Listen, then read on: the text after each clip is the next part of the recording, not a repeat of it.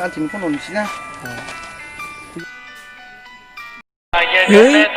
Sir pun urut disturb nih. Saldi, bawa dong. Oh Saldi yang kita खालामगासिनो dong. Maaf Saldi. Durga puja nama Saldi. Nengale Saldi yang kibaisnya dong. Sileng nangamlay Saldi. Bro Saldi, anak kalian sampai dong. Saldi itu sudah lihat. Deh. Masih boleh, plekan ngusis bed deh. Saldi, biar le. Ayo kani, lihat le. Bungkusnya kok babu. Kung sudah lihat dah. Nah, sebetulnya logoper. Oi, justru lo bro.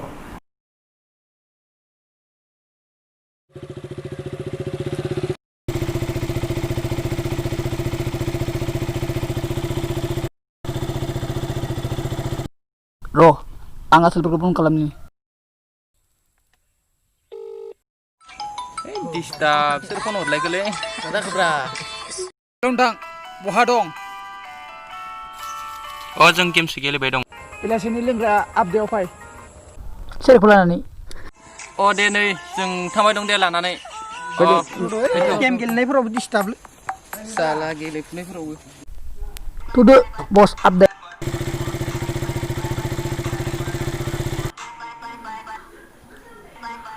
Hei, baju kita nemu kayu. Oh, baju dong na? Dong na gila le. Wow, pak lapar. Jauh dong na? Kung ni silap.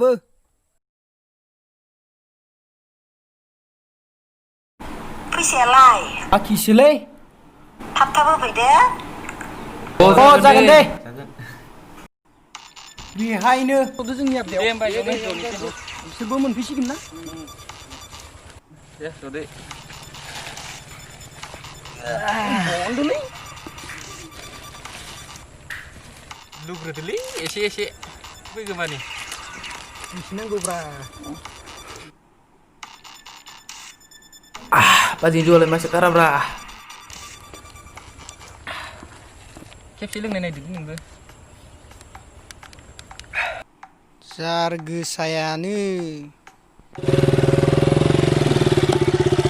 Tak semen vibai salti mana? Oh, nasib Debang. Iya, guna mak. Sini bau sayo, mencuri. Lu. Ide, kata lu. Ya salti, dulu. Jangan hapsin lu kang bena. Saldi, kasih bani na dubrang nih. Salti yang mabung ni, ang nong ni dia. Hei, pada hindau pun kita ke leng dia logus tu.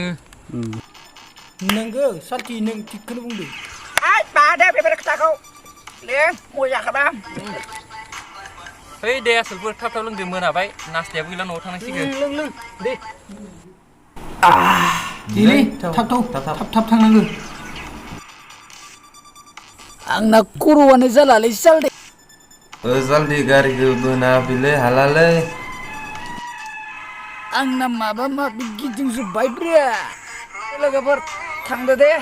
Thangda. Hilang bayi kah? Thangda.